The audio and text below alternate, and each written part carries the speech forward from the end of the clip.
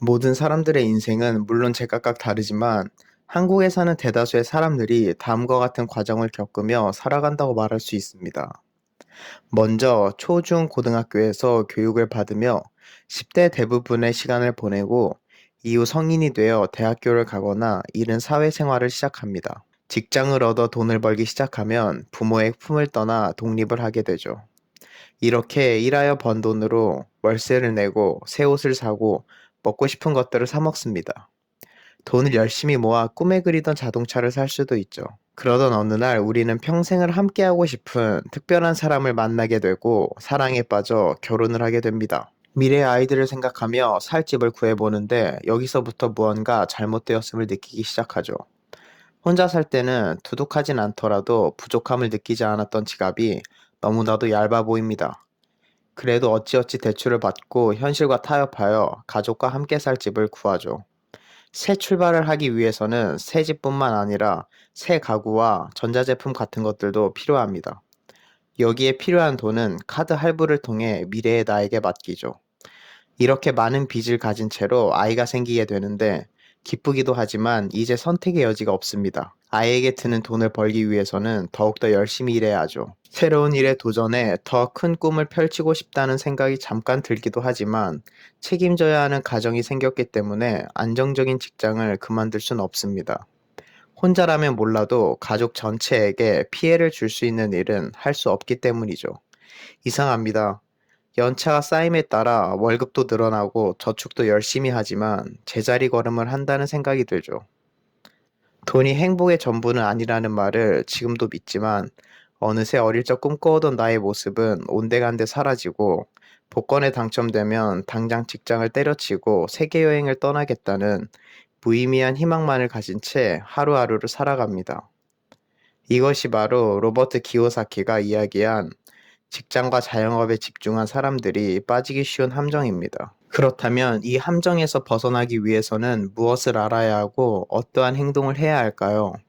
먼저 우리는 로버트 기요사키가 이야기하는 현금 흐름의 4분면을 이해할 필요가 있습니다. 전 세계 어디에 있던 현 시대의 경제 활동을 하고 있는 사람이라면 다음에 현금 흐름 4분면 중 하나 이상에 속해 있게 됩니다. 첫 번째로 이는 인플로이로 피고용인을 뜻합니다. 대부분의 사람들이 월급을 받으며 살아가는 직장인이기 때문에 이 영역에 해당된다고 말할 수 있죠. S는 self-employed로 자영업자를 말합니다. 치킨집이나 카페 사장 혹은 개원을 하거나 개인 사무실을 운영하는 전무직들도 여기 해당한다고 할 수 있습니다. B는 비즈니스 오너로 사업가를 의미합니다. 특히 로버트 기요사키는 직원 500명 이상을 고용해 운영하는 사업을 빅 비즈니스라 말하며 이는 거대한 시스템과 같다고 말합니다. 마지막으로 I는 인베스터로 투자가를 지칭합니다.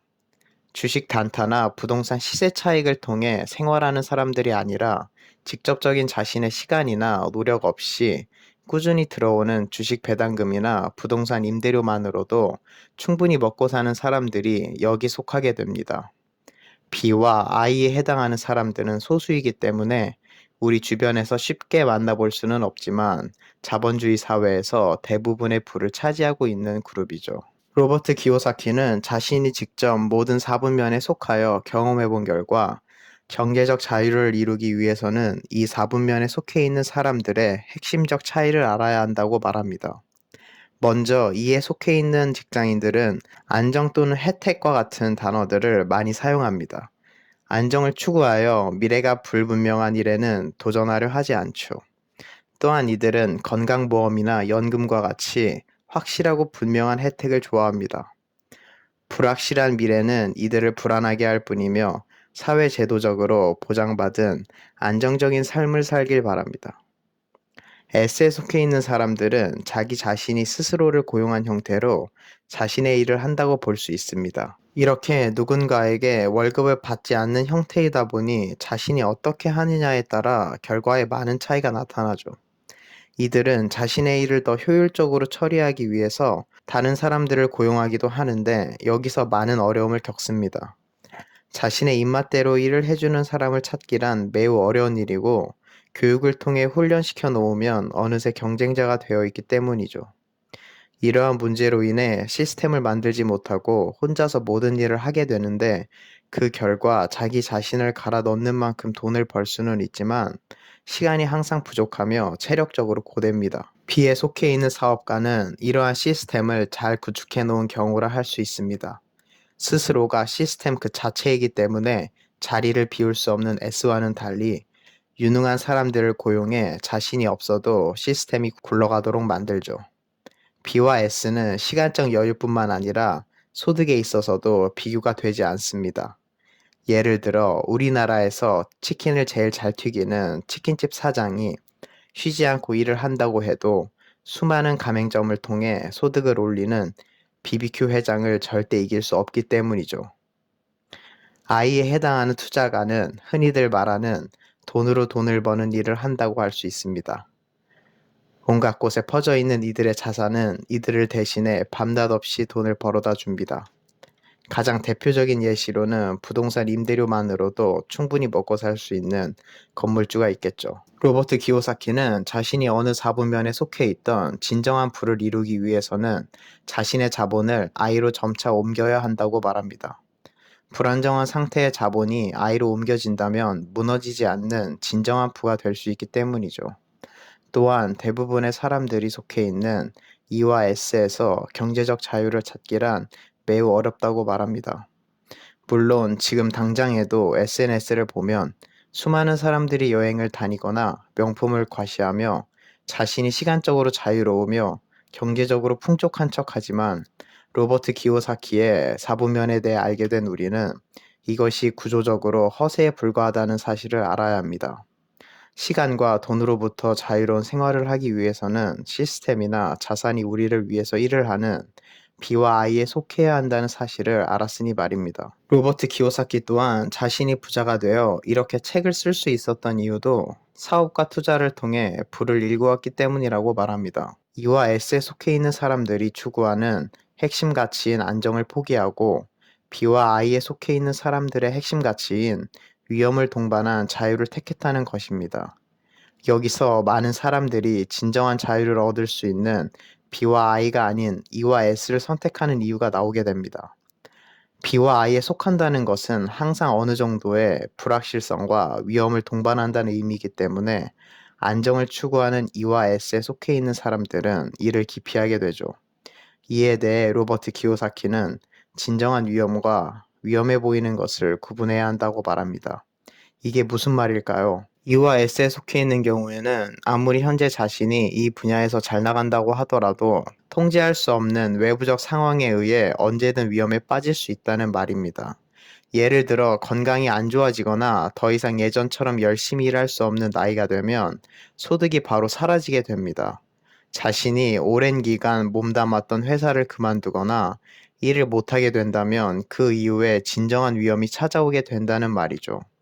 이와 달리 B와 I에서 발생하는 위험은 끊임없이 학습하고 작은 시도를 통해 실패하며 발전해 나간다면 충분히 통제 가능한 위험이라고 말합니다. 실제로 현재 한국에는 직장을 30년 이상 다니고 은퇴하더라도 경제적 문제로 인해 은퇴 후에 여유로운 삶을 즐기지 못하는 사람들이 너무나도 많습니다. 오히려 더 궁핍한 삶만이 이들을 기다리고 있을 뿐이죠.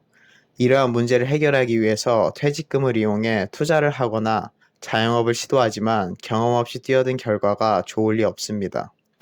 이와 같은 이유로 로버트 기요사키는 지금 당장은 안정적으로 느껴지지만 실제로는 매우 위험한 가짜 안정 상태가 아닌 위험해 보이지만 진정한 자유를 얻을 수 있는 B와 I의 길을 가야 한다고 주장합니다. 물론 E와 S에 있는 사람이 당장 B와 I로 뛰어들 수는 없으니 자신이 하던 일을 지속하며 B와 I에 관한 교육을 받을 것을 권하고 있습니다. 자신 또한 이 길을 걸었으며 모든 사분면에서 자신의 능력을 확인한다면 기회가 왔을 때 주저없이 행동할 수 있는 결단력이 생긴다고 말합니다. 자신의 판단이 틀렸거나 어쩔 수 없는 외부적 요인에 의해 B와 I로 가는데 실패하더라도 E와 S에서 새로운 도전을 위한 준비를 또다시 하면 되니까요.